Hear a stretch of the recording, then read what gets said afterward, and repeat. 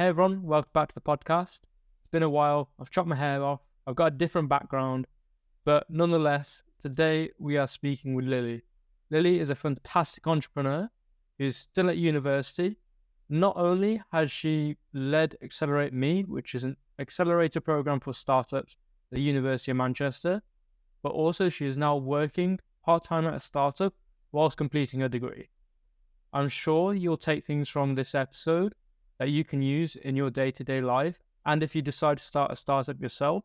So listen along and let me know down below what you think of the episode. Hey Lily, how you doing?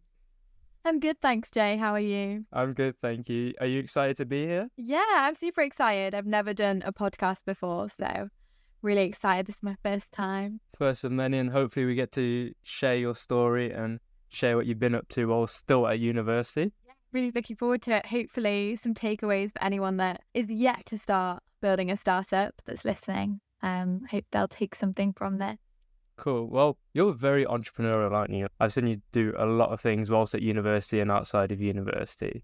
Why don't you just give a background to anyone who's listening about some of the adventures you've been on so far? Of course. So, yeah, hi everyone. My name's Lily. I'm a student at the University of Manchester in my second year. But outside of that, as Jay mentioned, I like to kind of dabble in anything entrepreneurial that I can get my hands in. I've always been entrepreneurial, like as long as I can remember. I think during my gap year that I took prior to joining university, that's when I really started to explore like entrepreneurship more seriously. I had kind of like a mini agency during that time. I was selling digital products. I did an internship with venture capital fund. Did the same in my first year of university, and then ended up running an accelerator, a student-led accelerator last year. So in the last couple of years, I've just kind of said yes to a whole host of opportunities and found myself very much involved in like the startup entrepreneurship scene, something like I don't see myself leaving. My dream one day is to start a company, but I think coming on to talk about my experience and how you can like resonate with being an entrepreneur and entrepreneurial whilst not actively working on a startup, because it just might not be the right thing for you, like given your circumstances right now. So yeah, I try and explore entrepreneurship in any way I can, even though I'm not actively building a company. I think you've done more than a lot of startup founders would do while still being at university. How did you know you wanted to get into the whole like startup entrepreneurial space? What was it? I think I didn't know I didn't know what a startup was and what really entrepreneurship was until like a few years ago. When I was growing up, I was always like selling things to my parents' friends when they'd come for dinner, like making crafts. Everyone will joke about the fact that I used to like do my spelling and like charge people money, like ask my mum for £1 if I got it right. I was always like obsessed with making like small amounts of money whenever I could. I was like the kid at school, like doing bake sales and selling stuff out of my locker, and I don't think I'd ever thought like this could be something that I'll do in the future. It was just like what I enjoyed to do. I started a YouTube channel when I was like 12, took off when I was around 14, and didn't take it any further. But I'd always had like a side project or something money. It was just about having like a little passion project. I'm quite indecisive as well. So if you look over my like childhood, I tend to swap and change between a lot of different interests and a lot of different kind of ventures, if you can even call it that. When you were younger and you started this YouTube channel and obviously trying to sell things to your mom's friends and stuff like that, what was it about it that drove you? So you mentioned it wasn't the money. Did you enjoy the process of creating it? Were you enjoying like the selling? What was it that really like, I'm going to make a new craft today, or I'm going to learn how to spell a new word? It's hard to like pinpoint exactly what it was. I think it was just like I followed my happiness like at each moment when I was younger. So if I wanted to do something, like I've always been quite like a self-starter, and if I want to do something, I'll learn how to do it and I'll execute on it. So I think whenever I had ideas, there was no fear of like, when you're young, like judgment or what can go wrong, or like thinking you don't have like the rational brain to justify like, oh, I've got to go buy all these supplies and it might not work out in terms of like revenue and profit and all that sort of thing. So I think I just had an idea and then I'd act on it. Don't get me wrong, I definitely didn't do it for the money, but I enjoyed like making a little bit of pocket money. I remember like when I got to high school as well, it was a case of like Depoping or eBaying anything I could find in the week to afford like going out on the weekend was like my weekly cycle. I think I've always found like little ways of exploring entrepreneurship, but without kind of knowing that's what I was doing. When you were doing all this, did you know what you wanted to do at university at the time? Yeah, so I had an idea. I wanted to do nutritional science or like nutritional medicine for a really long time. Was always really interested in like medicine, health, biology. I ended up settling on biotechnology at the University of Manchester after a year out. But during that year out, I'd got an internship and I really started to be interested in like the venture capital space and doing my own thing more seriously. And I joined university and I think I was still trying to give my all to everything on the side. I realized the degree just wasn't for me. So I actually changed my degree to IT management for business. So you obviously took a risk. A lot of people would go into their degree and realize that, okay, then it wasn't what they thought it was going to be out the first year. Yeah. But they don't tend to change, they just tend to stick with it. I'm really glad that I made the change, and the new degree is so much more interesting than my other one. And I think if you're not enjoying something, it is hard to motivate yourself, especially when you realize how much time you dedicate to a degree, and especially in like your final year doing a dissertation and things. I was like, I need to be enjoying this. And that's what's going to help me stick with it, especially when I have a tendency to like backseat the degree and like focus on the stuff I've got going on the side. What did you focus on at university? Was it Fund the North? Was it Accelerate Me? Was it Entrepreneur First? What do you think was your favourite thing or took the most time? Well, during my first year, so I was interning with Plug and Play, which is a venture capital fund over in Silicon Valley. They had like a university program. So it was a really fun experience. Was one of like 4 students from the University of Manchester, and really got a taste of like working for a fund. It was a lot of due diligence, a lot of like reviewing pitch decks, giving feedback, joining calls. But the calls are really valuable. That was like the best part of the experience. And how I found out about that was from joining Accelerate Me, as you mentioned. So Accelerate Me, for anyone that might not know, is a student-led accelerator. Was born out of the University of Manchester, but now operates across the Northwest. And it's pretty well known, well funded. I joined that in my first year of uni as a marketing associate because I'd heard about it during my year out. So I'd already had like my eyes on before coming to uni. And then last year, so my second year of university, I was actually offered the chance to run the organisation as the director. So I definitely gave majority of my time last year to running that. I would say like a lot more time than I gave my degree. But the great thing about changing was I was in my first year again, so I had a little bit more flexibility. So in my mind, it was like, this is a great time to take on a big role when I knew I could balance it. Obviously, it's a student-led startup accelerator. But what is it exactly? What is a startup accelerator and what does it mean to be in one at university? A university-led startup accelerator is obviously different from a startup accelerator because we always say we're more focused on taking founders from 0 to 1 rather than like 1 to 100. So you'll see like the Y Combinator and the huge accelerators of like Silicon Valley are very focused on like high growth, like blitz scaling, like getting startups to scale really quickly and giving them everything they'd need for success. But everyone on our program is either a current student or a recent graduate. So they're most likely pursuing a degree or they've got a full-time job. So we're trying to give them like a really great foundation to eventually go full-time on their degree. But we're starting from a point of a lot of them just have an idea and it's a well thought out, like they've got great evidence to support their idea, but they are in the very early stages of building a company. So a lot of what we do is focused around connecting them to the right people, like giving them really great like startup focused education. But I'd say like the networking and kind of the events and the opportunities for exposure to funds based both in Manchester and London is like the highlight of what we do. And to break down Accelerate Me a little bit more, it's like the accelerator program is the main part of what we do, but outside of that we have a schedule of events that runs throughout the year, always free, open to anyone like in Manchester. And we also have like a social media community. We try and share really valuable content across like our social media channels for anyone that might be overseas or like not able to actually engage with what we're doing in person. But the main part of what we do is that 12-week accelerator program.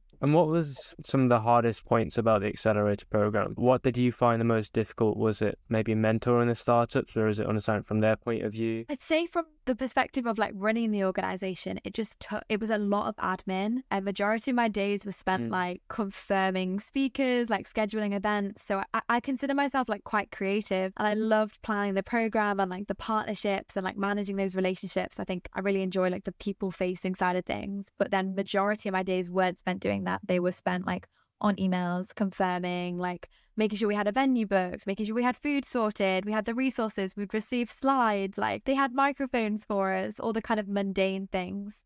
So I think sometimes find it hard to like persevere through the tasks that you don't necessarily enjoy and like enjoy the day-to-day outside of like the big events that are the bits that like make it really special. And in terms of what was difficult about like planning the program, I think managing partnerships can be hard because you always have to remember that everyone is like looking after themselves in those partnerships, and you want to keep every like stakeholder happy. But I think for a while I was like, oh my God, this is so amazing because we've got so much support from so many people at so many companies. But then when you think about it, they've all got motives or something that they're engaging with you for a reason. So I think making sure that I managed each partnership well and like they were getting what they wanted out of the arrangement and that kind of What advice would you give to other people as well if they were trying to do the same thing? Absolutely. I'd say firstly, always get like a warm introduction if you can. So I leverage like my personal network to ask for intros.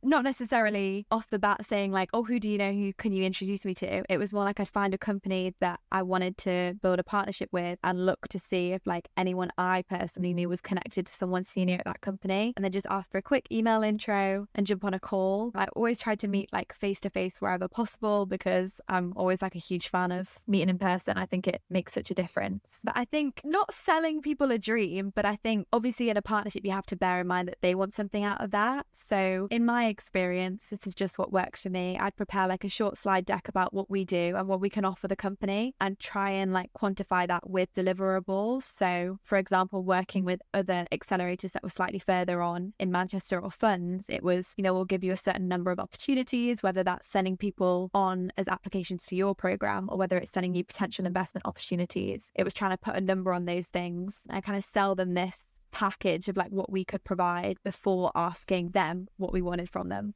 So I think always going in with like what you can provide and what you can give before like asking for what you want, if that makes sense. How do you know all this? You haven't got a lot of experience. How the hell do you know like deliverables, how to build these partnerships, how to start? Because AME was done very well. So just for context, I was a part of AME about 3 or 4 years ago. I can't remember now. And this is one of the best years that I've seen. How did you know how to do all it? I didn't. And I think that was a massive thing for me, was like, I'm not ready to take this on. I don't know what I'm doing. And that was a very prominent thought like throughout the year. Like I have no idea what I'm doing. I'm out of my depth from like every area. But I think as any founder I'm sure would tell you, like you learn from doing. No amount of like reading entrepreneurial books or like listening to podcasts will teach you as much as just getting stuck in. So I think over time you learn like how you want to run things. And I'll obviously have a style of like a management style or like a way of running things that works for me. And I think it's finding that style when you take on opportunities and not being afraid to maybe try different things and ask people for feedback. That was something I tried to make more of an effort to do towards the end, was like ask the team, like, how have you found it? Like, is there anything I could be doing better? How do you feel about the partnerships? Do you feel like they were managed well? Like getting their opinion as well, because, you ask how I know all this, but again, I think it's all like, this is just my personal opinion and like what's worked from my experience. But I realize there's so many ways of doing things, and I think, it's just finding what works for you and not being afraid to take things on. I think something I've been praised for is like, I'll always go for opportunities that are like out of my reach. Like I'll always apply for things that I'm underqualified for. Because like, what's the harm in giving it a go and taking things on? Like, you're never going to feel qualified. I think even after uni, you see people like applying for these jobs and they've got the degree then and they've got the piece of paper that says they fill the criteria, but they still don't feel ready. So I thought, I'm just going to take it on and see how it goes. What's the worst that's going to happen? They're going to say no, right? That's literally only the worst thing that's going to happen. Exactly. And like going back to the partnerships thing, I think remembering that like obviously everyone's got their company's best interest at heart, but at the end of the day you're like two people, or maybe if there's a couple people from the company going for a coffee and like having a chat, and you've clearly got some sort of overlap to be meeting in the first place about a potential partnership. So I think always trying to stay like personable. For me, like from a partnership point of view, like I always try and be authentic and like show a little bit of personality outside of just like what I do for Accelerate Me, and really build those relationships that even when I leave the organization, people will hopefully remember like the work they did with me positively. So I think that's another thing that I'd suggest. How about the startups themselves? Who picked those? Did they get any money? What What advice did you give to them? What was the goal for them? Yeah, so it changes every year in terms of the funding, but we pride ourselves on like equity-free funding is one of the main reasons startups would apply to the program. This year, every startup got £4,000. Then we had a couple of like bonus amounts of funding that were available through like our Dragon's Den event that we did. In terms of selecting the cohort, we had like a team of analysts we put together. So it was members of the Accelerate Me team, and then a couple of like personal contacts that had experience in like reviewing startups before, including yourself, were a massive help. People that were founders like in the industry and kind of knew what to look for in founders, because I think anyone will tell you when it's that early stage, like the only thing you can really look at is the people that have applied outside of the idea. And we had a lot of people apply and then kind of come out with entirely different ideas. They might have been in the same sector, but they've changed how they're delivering something. They changed the software, they changed the USP. Like we had a lot of like switch arounds. So you mentioned what you look for in a founder, and it's very difficult at that such early stage when it's just a fresh idea. So what do you look for in these founders? What makes a good founder in your eyes? I think it's determination and like grit has a lot to do with it. And you can tell, I think, instantly whether someone like lights up when talking about their idea. And I feel like it's something you just see in their like persona, that whether this is something that they really want to pursue and really want to make work. I think something we talk a lot about at Entrepreneur First as well is like having edge. And that's usually something that you can see throughout someone's career path. Like no matter how young they are, they've always been above their peers in some way, whether it's pursuing something that other people their age aren't doing. Tends to be like a good indicator that they're going to be successful with a startup. I think having technical skills is huge, because a lot of people, especially at uni, struggle with like access to technical talent, and that tends to be like the biggest kind of barrier to entry. Whenever we get applicants that are like computer science students or have like a really technical background, I'm always really interested to hear their ideas. But I think just from speaking to founders in person and getting them to pitch their ideas, and like outside of listening to the words, like seeing how they react to pitching their idea and how they react to questions, and you can tell like whether they've got that excitement. And that's just in my opinion like something I love to see. And what advice would you give to someone if they're a bit unsure, looking to start something while still at university? What advice would you give to them? Have a think of my valuable advice. I think firstly, I'd just encourage anyone to go for it. I think something I love to remember is university is a great time to chop and change. Like if you look at if you go scroll through my LinkedIn, or like I spoke to you about everything I've done. If I was not in university, I'd sound extremely indecisive and like I couldn't stick with anything for more than a few weeks. But I think the beauty of being in uni is you have that time to chop and change and take on opportunities and sign up to internships and do spring weeks and do part-time jobs, and you can look back at your career path and no one's going to think this looks like dodgy that you've chopped and changed. I think in fact it just gives you a much clearer idea of what you want to do after. So I'd say like my biggest piece of advice would be just go for it. And I think with the way the world's changing, like I see on LinkedIn a lot this term like future proofing your career, and I think with the way technology's changing and like how competitive jobs are, often a degree isn't enough, and people do expect to have a degree and walk into a well-paid job, which does happen, like you see it all the time. But I think if you have a passion or you have some sort of desire to do something, like why not do it? And at the same time it will give you just something else to talk about and like round you a little bit more for when you do apply to other opportunities. Not worry about where the opportunity that you're taking on will lead you to. I always try and take things on that I know are going to like align. I think aligned opportunities is the word, but I always try and take things on that are like aligned with what I want to do in the future, but not necessarily knowing exactly where that will lead to. So people still ask me like, what are you going to do when you graduate? I don't really know, but at least at the moment, if something feels aligned with like my area of interest and I feel like it's something I'll enjoy to do, then I'll take it on if I have the means to. And who knows like what will come after that. Do you think it's the exposure to different things that you're doing that just helps you make that decision when you graduate maybe? I think so. And I think giving you like well-rounded experience, I think trying to challenge yourself with each opportunity you take on. You don't want to be continually going for the same opportunities. It's like I did a couple of experiences with venture capital funds. Like I've kind of done that for now. Like I understand what those junior roles in a fund look like. So now I'm interning with a startup and I'll see what that's like. And I think over time, you just kind of pick up bits of experience from lots of opportunities that you've had, and then you'll take that into whatever you do. So yeah, now just interning with a startup in Manchester, and just to show, like, I met the guy who I'm working for now, who's the founder of the startup, at our Accelerate Me demo day. And that opportunity came from like approaching them, greeting them, thanking them for coming, and then went for a coffee to chat about an idea I'd had for a startup. And he said, why don't you come and work for me for a few weeks? So I think you just never know like what's going to come from saying yes to something. So what's it like working for a startup now after being so involved with them? I've only had a week, but I'd say I love the culture. Like, it's a very scrappy culture. I think founders with such small teams have to get really good at listening to every member of their team. It's like continuous feedback.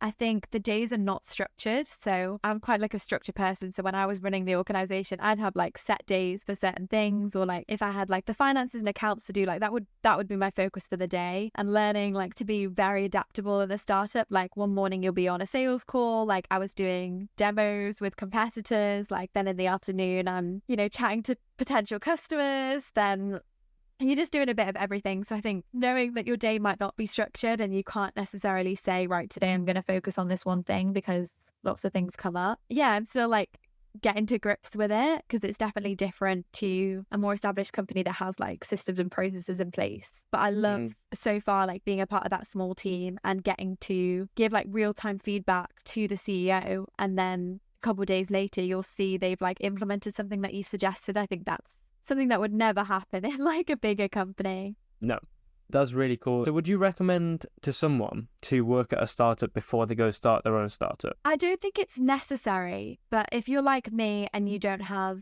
a like specific idea that you're ready to work on and you have the resources to execute on, then I'd absolutely encourage you to go and work for a startup or a organization that is very entrepreneurial. What I find hard is like resonating with the idea of being an entrepreneur, or like being entrepreneurial but maybe not actively working on a startup. It's like I feel like a bit of an imposter sometimes.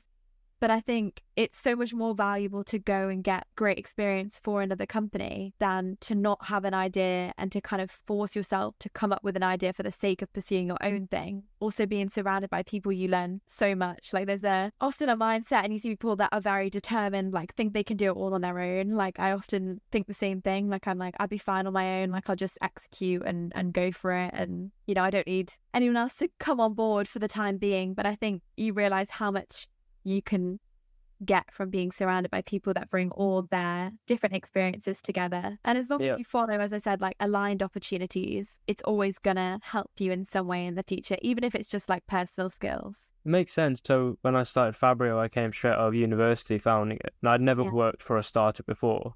The only exposure I had was through Accelerate Me. Looking back on it, I was like, okay, if I took an internship for like maybe a month or a couple months, I would have got such an insight rather than trying to figure stuff out on the go. I think so. I think leadership style is a massive thing as well. Like it's very difficult to learn how to manage people from the offset. I think like those kind of roles, leadership roles that you can take on at university are like a great chance to be exposed to that. I find it really interesting looking at how other people are managing their teams and then taking what you like from that and also taking what you don't like from that. Because I'm not talking about my experience in companies, but I see in the workspace we're in, there's a lot of startup founders there. And I think you see all sorts of styles, and some people really blur the line between like friends and colleagues, and other people it's like you very much work for me. So I find it really interesting just like observing people and thinking like, what do I like about these styles of leadership and what would I want to kind of cultivate when I'm leading a team. Is there any opportunities that you look back on now and you think, okay, maybe I didn't need to do this one, or I didn't enjoy this? I don't think so. I think during my gap year, I worked at Waitrose, and that was something I absolutely hated. Yeah. In a good way, it kind of showed me what it would feel like to work a job that you hate. It impacted me like positively and negatively, because I, from that point on, put so much pressure on myself to build a career from the offsets that I never would have to work a job that I hated. I think there's never going to be a perfect job again. Like even as a founder and working for yourself, as anyone would tell you, I'm sure it's like glamorized, but you're always going to have to do dirty work or tasks you don't want to do. Like even interning at the moment, like I get given tasks and I'll look at like my to-do list for the day and I'll think, oh God, like I really don't want to do that. But that's just like you're never going to have a perfect job in a perfect world where like every single day you're doing exactly what you want to be doing. I think what the takeaway from that is, even if an opportunity seems like very challenging, or you seem like underqualified for it, or you don't know if it's going to be the right one, if it's a couple of weeks internship or a month or something, it's not a lot of time, and it will give you such a different outlook on it. Absolutely. And equally, like as you said, if you're underqualified, like take my advice and apply. Like if you get rejected, like ask for feedback, because then you'll know what went wrong to see, like if it is just a lack of experience. I think that's fair enough. I can't speak on behalf of corporate positions. Like I know if you went and applied to like a grad job that required a 2-1 and you didn't have a 2-1 and it was, you know, a big company, they're most likely going to reject you. So I don't mean underqualified in that sense, but I think in the startup world, like venture capital, any company that's, you know, smaller and really focused on like fostering entrepreneurship, they are very open-minded, and I think they are really looking at like individuals and how well-rounded they are. So I think in terms of being underqualified for those opportunities, you stand in a good chance. And as I said, not being afraid to ask if you don't make it, what the reason was, and then looking at what you can do to improve that. And it might not even be joining another company. I think just what I love to tell everyone is just like do something, like whether it's, as we were talking about, like a leadership role in a society, like starting a little side project, creating content, like joining a startup. I think if you could just do something that shows you've got whatever that looks like, I think. So we're just going to go into some quick fire questions. Go for it. In one sentence, what's one piece of advice you would give to someone who wants to start a business at university? I've said it before, but just go for it. Another piece of advice that I wanted to mention at some point during the podcast is like everything comes down to results and relationships. It was something I was told like early on in my career, my first internship. And I think it's really true. As long as you can demonstrate that you can build relationships and produce results, then you're set. So I think in terms of like building something at university, like focus whatever you're building around those things. Like how can what you're building deliver results for whoever you're building it for? Build your network to get that idea off the ground. So do you think it's more important it's who you know, not what you know? Do you stand by that saying? I'd have to say I do, because you know, if you have a brilliant product but you're not getting it in front of the right people that can fund it and buy into the idea, then I see it would be quite difficult for it to go somewhere. I think any founder will tell you to like prioritize networking, especially you're seeing more and more like angel investments coming around. So I think that all comes from like your personal network. What is the first thing that someone should do before starting a business? Yeah, just get relevant experience in any field that you think you might be interested in. Say yes to opportunities, like take on leadership experience.